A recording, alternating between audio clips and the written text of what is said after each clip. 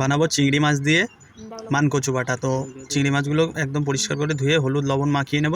কড়াই চাপিয়েছি, কড়াইতে দেবো সর্ষের তেল, হলুদ লবণ মাখিয়ে নিয়েছি। তো তেল গরম হয়ে এসছে, মাছগুলো ভেজে নেব।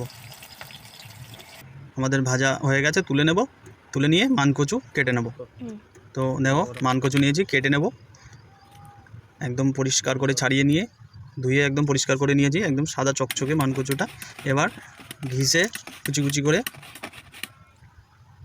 ঘিসে নিয়েছি, দেখো। এবার শিলবাড়াতে নিয়েছি তোমার মানকচু, রসুন, কাঁচা লঙ্কা, চিংড়ি মাছ, আর এদিকে সর্ষে, লাল সর্ষে, কালো জিরে, এগুলো সব একসাথে বেটে নেব।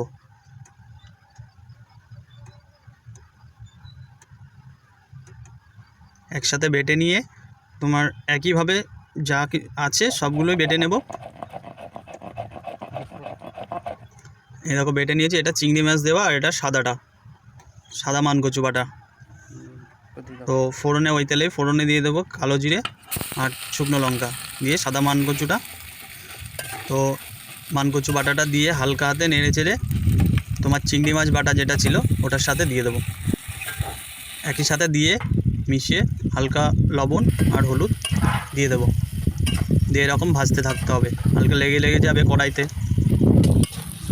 এরকম আটা লেগে লেগে যাওয়া মতো যাবে। এরকম সুন্দর করে আস্তে আস্তে ভেজে নিতে হবে হালকা আঁচে উনুনে।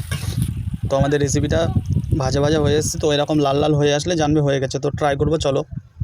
ও দারুণ, এক থালা ভাত নিমিষে ফিনিশ।